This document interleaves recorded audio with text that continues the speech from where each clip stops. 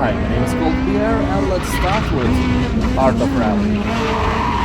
This is a beautiful racing game. The word art in its name is not just a coincidence. The game looks original and fun. Here you will race across the world through colorful and stylized environments and compete for the first place in the leaderboards with daily and weekly challenges. Here you will experience the golden era of rally in career mode, traveling across 78 stages from Finland to Sardinia, Norway, Japan, Germany, Kenya, Indonesia and Kolberistan. Well, maybe not all of these, but I can't remember which one isn't included. The models of cars are all vintage and range from 60s to 80s. In total, more than 50 different cars. To be honest, you don't need to be a fan of racing, this game is literally for everyone. I played the demo a long time ago, and even if racing games are usually not my spoon of potato salad, I had tons of fun. Also, the review score on Steam is very high, above 90%.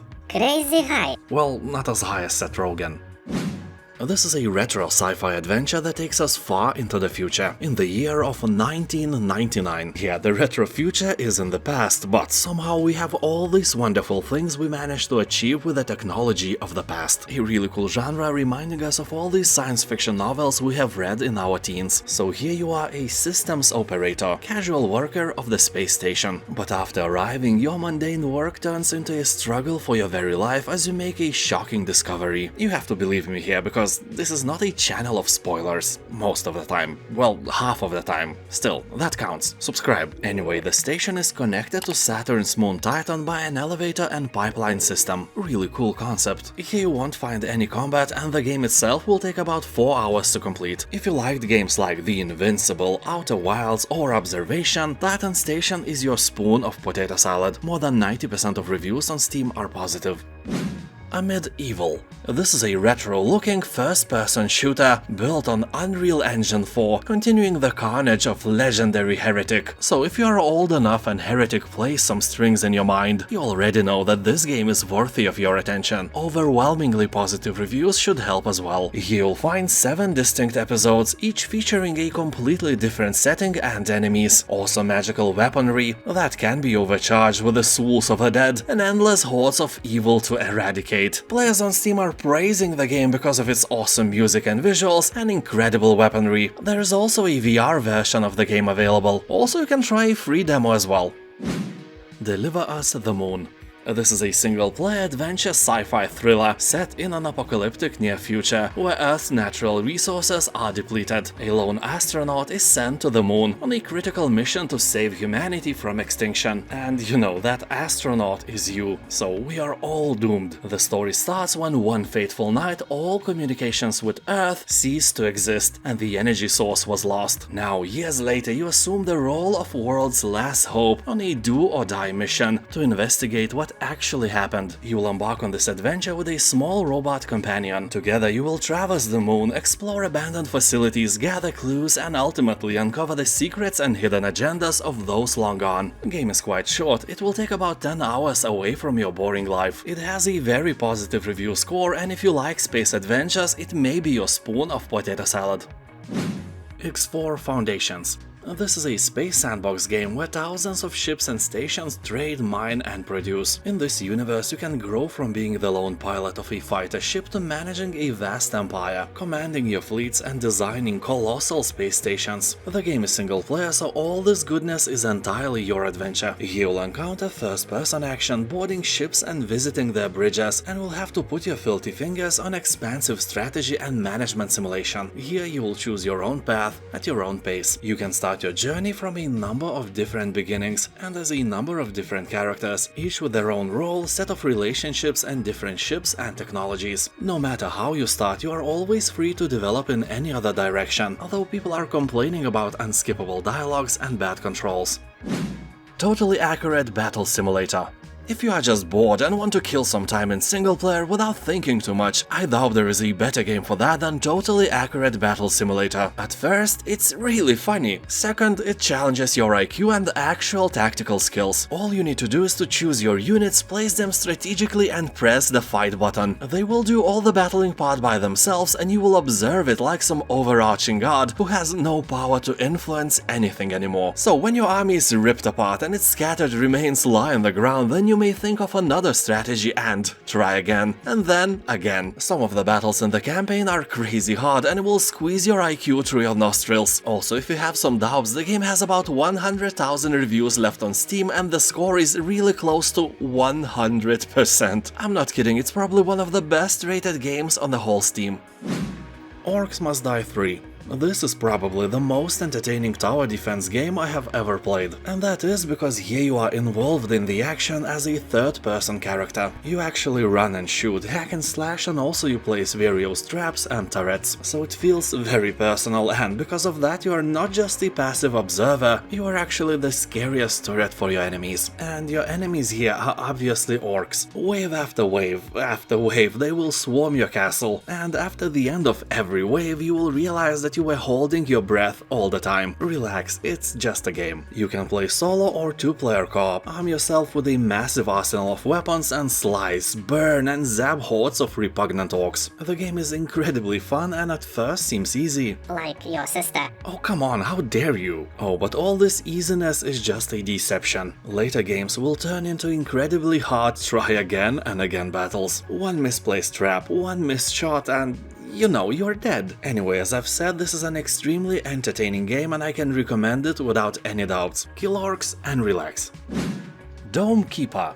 Dome Keeper has about 90% of positive reviews, so it is obviously a hidden gem you may want to try. Well, a nice polished rock at least. This is a roguelike survival miner where you will defend your dome from wave after wave of monsters. You will use the time between each attack to dig beneath the surface and search of valuable resources and artifacts, and use them carefully to choose powerful upgrades and bonuses. People on Steam are talking that the game is very polished, rich and imaginative. It's all you need for your free time. Well, this and potato salad.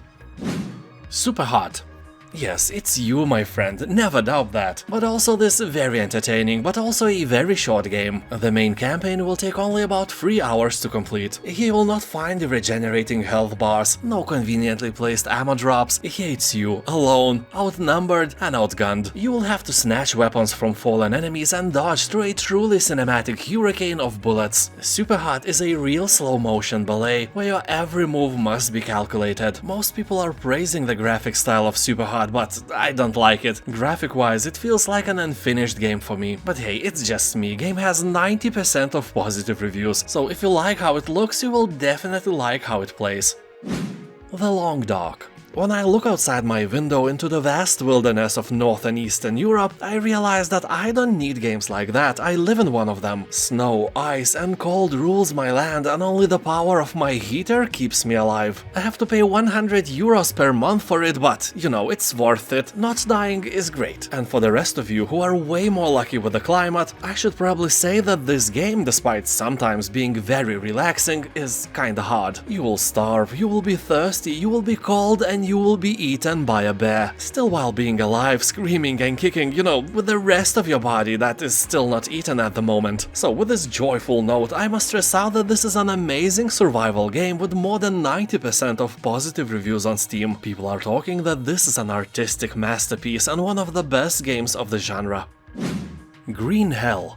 Game feels like Wrath, The Forest and Far Cry Primal had a baby, and very positive reviews are saying to us that this baby is not ugly and you shouldn't give up it for adoption. This time. Here you are left alone in a jungle without any food or equipment, trying to survive and find your way out. Clinging to life, you have to go on a journey of durability, as the effects of solitude weigh heavy not only on your body but also on the mind. How long can you survive against the dangers of the unknown? Knowing you, probably not very long. You know, me as well, when I watch survival shows, especially the one called Alone, I'm always thinking that I would never give up and I would win the money no matter what, not like these other people. But the truth is, I would probably slip on some snail and die on the third day. Or, you know, I probably would be attacked and eaten by a bunch of these, which is a terrible fate. So here, constantly threatened by the jungle, you'll fight with both wild animals and tropical illnesses. You will also have to face the traps set by your own mind and fears that crawl out of the darkness of the endless jungle. Enjoy the game alone or with friends. Crowns and Pawns, Kingdom of Deceit. Are you ready for some hot point-and-click action? Yeah, I know, you probably are not, but this game, apart from an interesting story, is a proud owner of the Best Game Made in Lithuania in Year of 2022 award. Yeah, we are a small nation, AAA titles are rare. Honestly, there are none probably, but this indie game is actually good. The story follows a girl from Chicago who unexpectedly receives an inheritance from her grandfather, a house in Lithuania. She sets off to Europe, but upon arrival she is threatened by an unknown man demanding to give up her inheritance. So I don't know, maybe a member of the local mafia, but honestly there aren't any real mafia in my country. When we joined the European Union some 20 years ago, all the bad guys left for London, leaving Lithuania a crazy safe country, probably one of the safest in the entire Europe. Anyway, it's up to you to crack the riddle of your inheritance and learn all the secrets. Slime Rancher. Last time I checked, it held 18th place among the best games on Steam. Yeah, it is ranked higher than Counter-Strike, Half-Life 2, Dishonored or Fallout New Vegas. Incredibile! So this is a charming first-person sandbox experience. You will play a plucky young rancher who sets out for a life 8,000 light-years away from Earth. Each day will present new challenges and risky opportunities as you attempt to amass a great fortune in the business of slime ranching. Collect colorful slimes, grow crops, harvest resources and explore the untamed wilds. Also here you can complete daily requests from other ranchers to get bonus rewards. Earn money to upgrade your stuff, build more corals and expand your ranch. This is a relaxing and fun game, very suitable after a hard work day or as a casual time burner when you have nothing else to do. Well, in that case you can go and make delicious potato salad instead. Kingdom New Lands. You won't believe that, but this is an open world game. Well, technically you can move only in 2 dimensions, but this game has a world and it is open. You will travel to the unexplored places and welcome the deluge of new mounts, merchants and vagrants that call these isles home, but be wary of the new obstacles that threaten your arrival. Not only the greedy creatures block your way, but even the environment itself can defeat you. You'll come across items, NPCs and mysterious statues to help you, but you'll have to figure out just exactly how they will aid you in building and defending your kingdom. Tomb Raider. It is in the 80th place among the best rated Steam games of all time. Yeah, I was surprised as well, so it's fair to say that this is the best Tomb Raider game ever released. And if you were thinking about playing some game from this franchise but couldn't decide where to start, there is your answer, start with this one. I probably don't even have to say that this game is a proud owner of an overwhelmingly positive review score. Although Tomb Raider is quite short, you can probably beat it in one weekend over 2 longer sessions of gameplay. That also makes it perfect for those who don't like games with 50 or more hours of story.